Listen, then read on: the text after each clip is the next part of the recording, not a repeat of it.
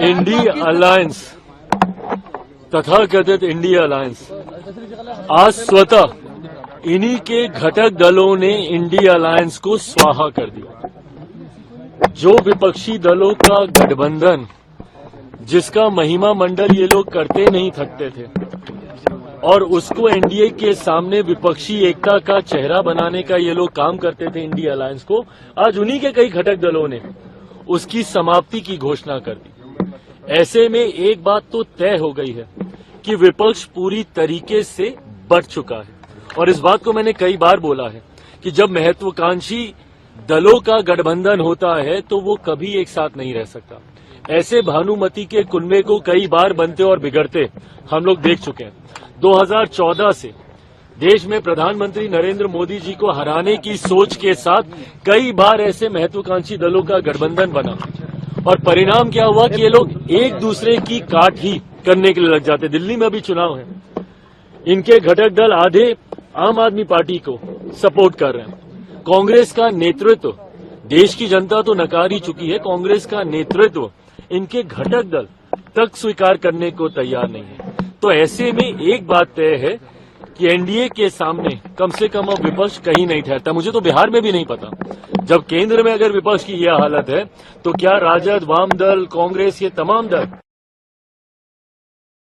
क्योंकि कांग्रेस की भी महत्वाकांक्षाएं, अभी तो 100 का आंकड़ा इन्होंने पार नहीं किया पर महत्वाकांक्षाएं तो बड़ी हुई।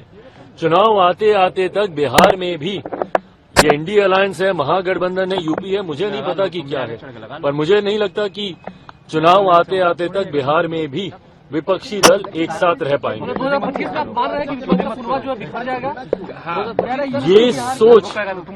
ये सोच एक सत्ताधारी, एक राज्य की सत्ताधारी दल के प्रमुख की ये सोच, और वो भी एक ऐसे राज्य की सत्ताधारी पार्टी जो कि देश की राजधानी है।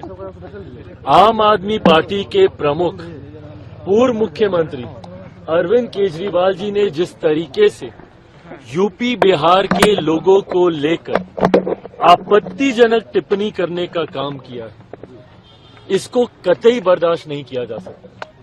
यूपी बिहार के लोगों को फर्जी कहना, बड़ा करते हैं, आके पहचान पत्र बनाते हैं, किस तरीके की सोच है ये।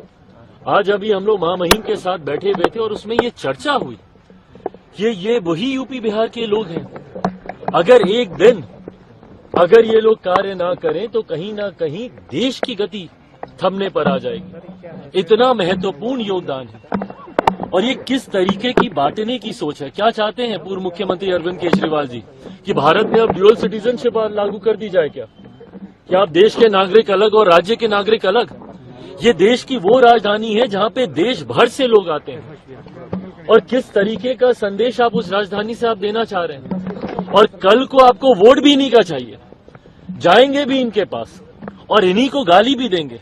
ये वही सोच है जो कि महाराष्ट्र में भी एक राजनीतिक दल था जो महाराष्ट्र में बिहारियों के ऊपर लाठी चलाने का काम करता था, और आज उद्धव ठाकरे जी की पार्टी, और आज वही सोच को अरविंद केजरीवाल जी, ये पूरी तरीके से फ्रस्ट्रेशन है इनकी। जिस तरीके से आज एनडीए गठबंधन को हर सर्वे में बढ़त मिल रही है, जिस तरीके से एक बात है कि पिछले 10 सालों में लगातार इनकी सरकार होने के बावजूद ये अपने वादे पूरे नहीं कर पाए।